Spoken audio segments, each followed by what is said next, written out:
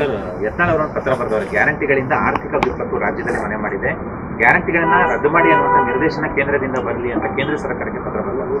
ಬರಲಿ, ಅವರು ಆಮೇಲೆ ನೋಡೋಣ, ಪರಿಶೀಲನೆ ಮಾಡ್ತೀವಿ.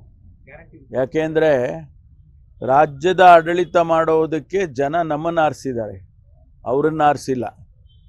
ಅವರನ್ನು ಕೇಂದ್ರದಲ್ಲಿ ಆಡಳಿತ ಮಾಡಿ ಅಂತ ಅವರಿಗೆ ಆರಿಸಿ ಅವಕಾಶ ಕೊಟ್ಟಿದ್ದಾರೆ. ಅವರು ಅಲ್ಲಿ ಆಡಳಿತ ಮಾಡ್ತಾರೆ, ನಾವು ಇಲ್ಲಿ ಆಡಳಿತ ಮಾಡ್ತೀವಿ. ನಮಗೆ ಅದು ಅವರ ಅಭಿಪ್ರಾಯ. ನಾವು ಆಡಳಿತ ಮಾಡೋರು ನಾವು ಹೇಳಿಲಿಲ್ವಲ್ಲ. ನಾವು ನಮ್ಮ ಆರ್ಥಿಕ ವ್ಯವಸ್ಥೆಯಲ್ಲಿ ಜನಗಳಿಗೆ ಏನು ಮಾಡಬೇಕು ಅನ್ನೋದ್ರ ಬಗ್ಗೆ ಮಾಡಿದ್ದೇವೆ. ಮತ್ತು ಅದರ ಸಮಸ್ಯೆ ಬರ್ತದೆ ಅಂದಾಗ ಅದನ್ನು ಸಾಲ್ವ್ ಮಾಡೋದು ನಮ್ಮ ಜವಾಬ್ದಾರಿ. 58,000 ಕೋಟಿ ರೂಪಾಯಿ ನಾವೇನು ಗ್ಯಾರಂಟಿಗಳಿಗೆ ಖರ್ಚು ಮಾಡ್ತೀವಿ, ಅದರ ಸಾಧಕ ಬಾಧಕಗಳನ್ನು ನಾವೇ ಮಾಡ್ಕೊಳ್ತೇವೆ. ಅದ್ರ ಬಗ್ಗೆ ಅವರ ಅಭಿಪ್ರಾಯ, ಸಲಹೆ, ಸೂಚನೆ ನಮಗೇನು ಬೇಕಾಗಿಲ್ಲ.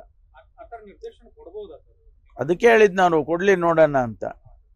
ಅವ್ರು ಯಾವ ರೀತಿ ಏನು ಜನ ನಮ್ಮನ್ನು ಆರಿಸಿದ್ದಾರೆ ಇಲ್ಲಿ ಆಡಳಿತ ಮಾಡೋದಕ್ಕೆ, ಅವರನ್ನು ಆರಿಸಿಲ್ಲ ಅಂತ ಹೇಳಿದ್ದು ಅದಕ್ಕೇನೆ.